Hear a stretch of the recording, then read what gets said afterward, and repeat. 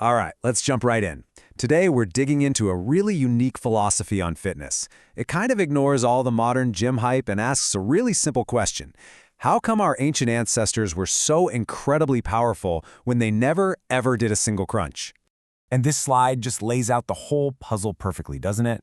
You can be in the gym, doing hundreds of sit-ups every single day, but you look in the mirror and, well, you still feel soft like a ripe banana. So, what was the caveman's secret? What did they know that we've completely forgotten? So according to this way of thinking, your problem isn't a lack of muscle. Nope. The problem is a specific enemy, and it has a name: the belly beast. And look, this isn't just a fun name for stubborn fat. It's framed as an actual saboteur that's actively working against your internal strength. Okay, so let's explore that. Why do our modern efforts fail so often? Why does this so-called beast have so much dang power over us? Well, it turns out the answer is deep in our biology. Now, this is where it gets really fascinating. The villain behind the villain, if you will, is this enzyme called aromatase. The whole idea is that this enzyme literally lives in your belly fat. And its job is to take your androgen hormones, your power, your fire, and convert them into forms of estrogen. Now, everybody has both, but it's the ratio that's absolutely crucial. This process is like a little factory inside you that is working 24/7 against your goals. And this right here, this is the trap. It's a vicious, brutal cycle. See, the more belly fat you carry, the more aromatase you produce.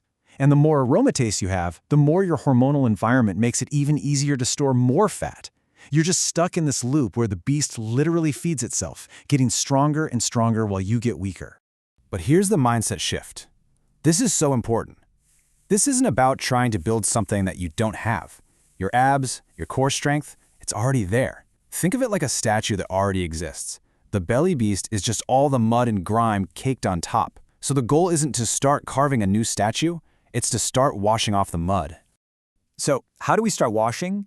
Well, this philosophy is crystal clear on this point. You don't start with 1,000 crunches in the gym. You start by cutting off the beast's fuel supply. You start in the kitchen. And this is a direct challenge to you. I mean it. Take a second and get a mental picture of your last meal. Be totally honest with yourself. What was on that plate? Because the answer to that question determines if you're feeding yourself or if you're just feeding the beast. And here's the stark contrast. The modern plate is just full of processed carbs and sugars, what this philosophy hilariously calls bread soup with sugar sprinkles. But the warrior plate? It's simple, it's primal. Meat, roots, and water. The whole point is to just stop eating the stuff that fuels inflammation and tells your body to store more fat. Okay, so here we get a concrete target, a mission, to really break that aromatase cycle and kill the beast for good. The goal is to get your body fat down into this 12 to 15% range. And this isn't just about looking good, It's about fundamentally shifting your entire hormonal balance back in your favor and finally reigniting that internal fire. But look, diet is only part one. Once you stop feeding the beast, you have to actually start living like a warrior. And that means focusing on two other huge components: movement and rest. I mean, this point is so powerful, isn't it? It just makes perfect sense. You can have the world's best diet, you can have a killer 1-hour workout, but if you spend the other 10 hours of your day sitting down, your body is getting a constant signal to be weak and just store energy. Our whole modern lifestyle is basically fighting against our physical needs. So what kind of movement actually matters? Well, it's not endless crunches. It's about lifting heavy boulders. Big, powerful compound movements like these: squats, deadlifts, overhead presses. These send a primal signal to your entire body. They basically scream, hey, we're in a dangerous world out there and you need to be strong to survive. And that is what triggers the hormonal response you actually want. And finally, we've got rest. You don't actually get stronger while you're lifting in the gym. You get stronger when you sleep. This is described as the time when your power is actually built. Getting 7 to 9 hours in a pitch-black cave, or, just a really dark room, is completely non-negotiable.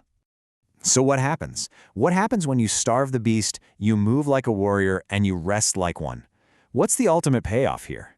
Well, it's a total transformation, from the inside out. And this is the moment where it all just clicks into place. It's not going to be a sudden change, but a slow, gradual hardening. It's the revealing of that statue that was under the mud this whole time. One day you'll catch your reflection and you'll recognize not just a different body, but a different kind of presence, something solid, something real. And the rewards, they go so far beyond just the physical. This whole transformation is linked to a much more primal kind of success, earning respect from others, being seen as a capable partner, and maybe the most important thing of all, finally putting down the glowing stone to actually feel connected to the world around you again. So we end with the one question this whole philosophy is really built on. It's a choice. The path itself is simple, but that doesn't mean it's easy. That mud has probably been caked on for a long time, but the statue is under there, waiting. The only question left is, what are you going to do about it?